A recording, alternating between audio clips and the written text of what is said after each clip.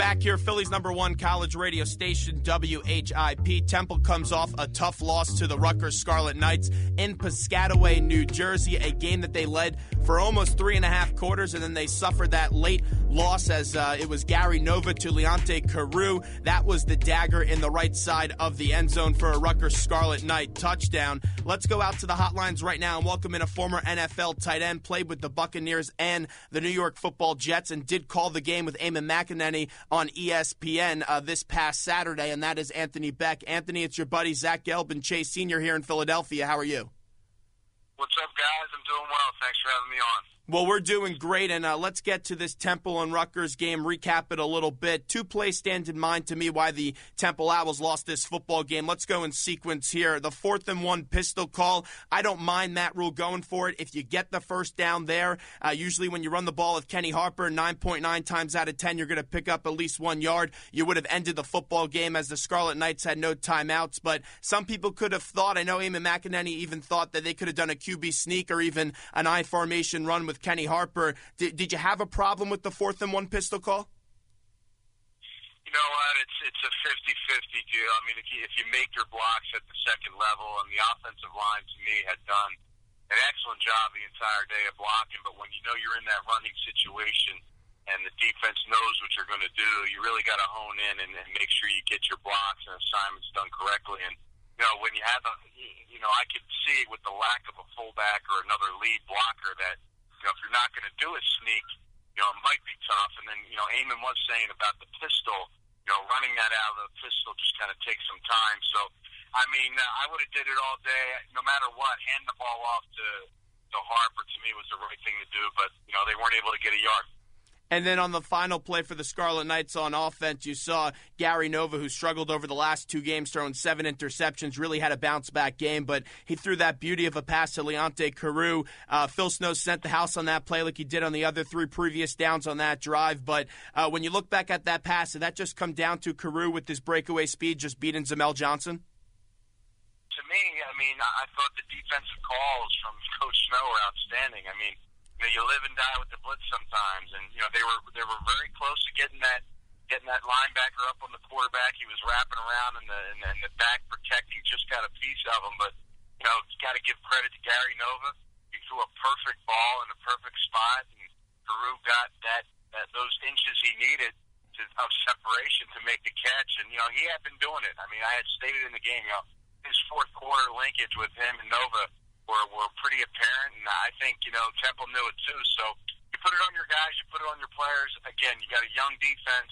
You're going to teach these guys how to compete and go out there and make plays, and, they're not going to hold back. These kids are going to learn on the run, and I think they're doing a great job at Temple, trying to get these kids and put them in positions to win and be semi-aggressive, even though they're young and still learning.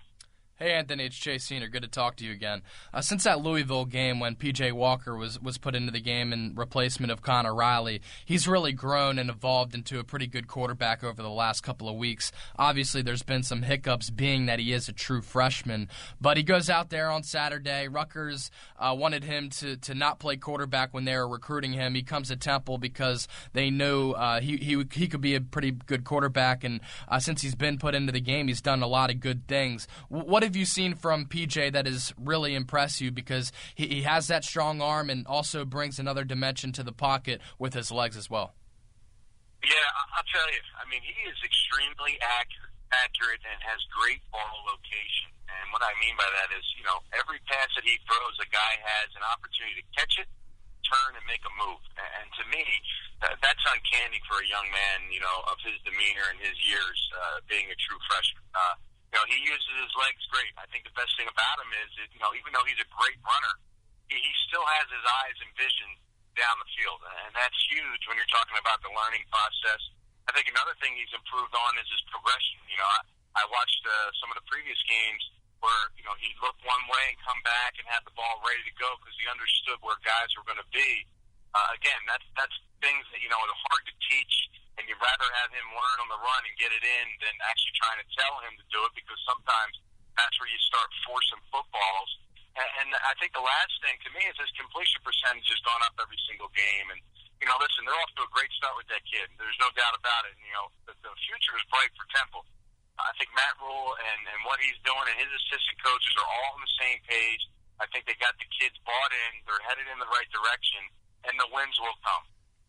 I'm not sure if you've seen a lot of Robbie Anderson. He had a huge game against SMU 2 weeks ago, caught 4 balls for 57 yards on Saturday and a touchdown. This is a guy who was practicing with the second-team defense during spring camp as a D-back, left the team, then comes back after missing 3 weeks this regular season. He's got really good speed, runs good routes, has nice hands as well, also has returned some kicks and punts. Have you seen a lot of Robbie Anderson to think that you're very impressed with the kid? But I've seen every catch he's made so far this season. Okay. I watched them all, and to me, listen, he's got great potential. Catching 239 yards and 9 catches against SMU is impressive. I don't care who you're playing against. So he's got something to build off of. He's a kid that had some issues in the off season. Was left the team for a short period of time, came back. Matt Rule made him earn his keep. And, make him earn his role coming back as a receiver. Like you said, he wasn't even playing that position. So I think he's become a very good weapon for PJ to throw to. He's 6'3". He showed you ability to go up and catch the ball at the high point in the game last week. And he's got good speed, and he can get separation from the defensive back. So if he keeps progressing and working hard and grinding, and I think that's the mentality that they're teaching and preaching there at Temple, he's going to be a guy that can finish the year strong and have a good final year next season. Anthony Becht joins us on the hotline, Philly's #1 college radio station, WHIP. Temple loses in Piscataway, New Jersey to the Rutgers Scarlet Knights this past Saturday. And Anthony, the past 2 weeks, they lost to SMU after holding a 21-point lead at halftime. They were up by 10 this past Saturday up against Rutgers. And this is a football team that I agree with you. They are young, they're inexperienced, and they're moving in the right direction under Matt Rule. But does that youth just come down to the fact that they couldn't hold those 2 leads the past week after coming out in the second half? Well, I think it's a combination of a few things. I mean, obviously, youth has a part to do with it. Understanding how to close games out and finish comes with experience, and the kids, unfortunately, don't all have that yet. And they're learning and they're getting close. And I think every week is a way to build and learn and show the course of how it has to be done. Also, on the flip end, guys got to go out there and execute and close the deal. And if you have silly penalties or you put yourselves in situations where you turn the ball over, that doesn't help the cause. So every time that happens, it's another teaching tool for this team. To me, the effort, the fight, and the will of these guys is there every single game. And I think that's the one thing, above all others, that they can grow upon. And then with that experience week in and week out in the situations that they're in as a team will only help this team get better. I mean, obviously you want more wins, you want to have more success. I think everybody wants that in Temple and the players and the coaches, but there is a process for everything. And I think next year, will be a telling season for them as far as wins and losses. I think they should be able to go out there and win ball games in a consistent clip next year. And when you look back at your younger years at West Virginia and in the National Football League, there was obviously a lot of tough times. Temple looks at their record right now. They're 1-8, winless inside the conference. But a lot of these younger players are getting a lot of burn and consistent playing time. How frustrating is it? Because at the end of the day, it's all about wins and losses. But how frustrating is it when you're not getting those dubs, but you are getting a lot of experience when the time counts, which could pay dividends later on in your career? I think the one common theme that the team understands is that when they watch the film, they see a product that is close. And I think the coaches believe that. I think the players, the fact that they're still playing hard every week, believe that. I guess if I was a senior, guys like Levi Brown, guys on the team that put the time in and over the years and want to go out a winner, obviously that's tough for those guys. But they understand that they're part of the culture that they're trying to build there. And, Temple, let's be honest, they haven't had the winningest program over the season. So, these guys are, had a little bit of taste of success over the years. So I think it's just a matter of, staying the course. And it's tough. You guys want to win. These kids are all competitive. These kids all came from programs in high school, but they never lost games, and they won championships, and they did great things. So obviously when you go into Temple and you got to fight that culture and turn it around, it all starts with the guy at the top of the of the leader who's running the ship, and then the players that he brings in, and the coaching staff that he's put together. And I think all those pieces are there for Temple to be successful in the next couple of years. Real quick here, right before we let Anthony Becht run, I got to get your take on this whole incognito situation down there in Miami. Can you just describe the life as a rookie in the National Football League? Because obviously, incognito crossed the fine line here. I understand if you want to make a player carry your pads or make you pay for a steakhouse dinner, but there was a fine line that was crossed here, because when you call a player an N-word or you say you're going to hit him in the mouth or whatever other expletives that Cognito did, that's a lot of lines that are crossed right there in Miami. Well, I think the big picture is of the NFL is that the word leader and leadership is really just a word these days. I think that the evolution of the NFL has changed, and the leaders aren't quite there. Now, there are guys throughout the teams that have those leadership skills, but I just don't think there's enough on them in each team to really, teach the culture of what it was, 5 years ago, a decade ago, and decades ago. And unfortunately, Richie is a guy on that team that's a tenured guy. So his word, or what he's doing in that locker room and how he's leading is really no one knows knows any better, because he's considered the older guy. And, unfortunately, he did cross the line, and he has to live with those consequences. I mean, obviously, everything we do in our life, there's a consequence to what we do and the choices we make. And unfortunately for both of those guys, it's going to change the complexion of their lives moving forward, and it's going to change the complexion of a lot of things in the NFL. I mean, you're talking about bullying, harassment, the workplace.